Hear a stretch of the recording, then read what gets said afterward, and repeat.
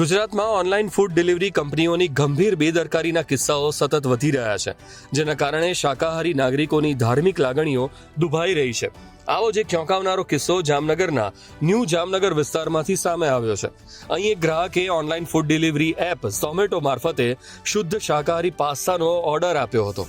પરંતુ જ્યારે આ પાર્સલ ઘરે આવ્યું અને ગ્રાહકે તેને ખાવા માટે ખોલ્યું ત્યારે તેમાંથી નોનવેજ એટલે કે માંસાહારી ભોજનના ટુકડા મળી આવતા સમગ્ર વિસ્તારમાં ચકચાર મચી ગઈ છે.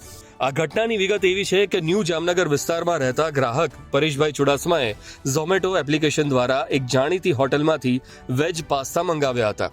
સંજોગવશાત જે દિવસે આ ઓર્ડર આપવામાં આવ્યો તે દિવસે પવિત્ર નિર્જળા એકાદશીનો તહેવાર હતો. હિન્દુ ધર્મમાં આ દિવસનું ખૂબ જ ધાર્મિક મહત્વ છે અને અનેક લોકો આ દિવસે કડક ઉપવાસ રાખતા હોય છે. પરેશભાઈના ઘરે પણ આ પવિત્ર દિવસે ઉપવાસ હોવાથી તેમણે શુદ્ધ શાકાહારી ભોજનનો આગ્રહ રાખ્યો હતો. જો કે ડિલિવર થયેલા પાસ્તામાંથી માંસના ટુકડા નીકળતા જ પરિવારના સભ્યો સ્તબ્ધ થઈ ગયા હતા.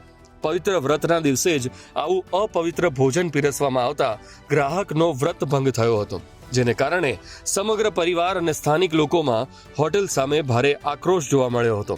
આ ગંભીર બેદરકારી બદલ ગ્રાહક પરેશભાઈ ચુડાસમાએ તાત્કાલિક જે તે હોટલના સંચાલકોનો સંપર્ક કર્યો હતો અને આ મામલે લેખિત તેમજ મૌખિક ફરિયાદ નોંધાવી હતી.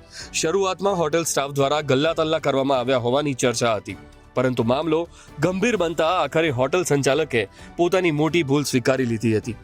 હોટેલ દ્વારા ગ્રાહકની માફી માંગવામાં આવી હતી અને ઓર્ડરના પૈસાનું રિફંડ પણ ચૂકવી દેવામાં આવ્યું હતું. જો કે ધાર્મિક લાગણી દુભાવવાનો મામલો હોવાથી ગ્રાહક માત્ર રિફંડથી સંતુષ્ટ નહોતા થયા. આ સમગ્ર વિવાદ સોશિયલ મીડિયા અને સ્થાનિક સ્તરે વાયરલ થતા જામનગર મહાનગરપાલિકા પણ એક્શનમાં આવી છે. જામનગર મનપાના ફૂડ વિભાગની ટીમે તાત્કાલિક આ ઘટનાની નોંધ લીધી છે.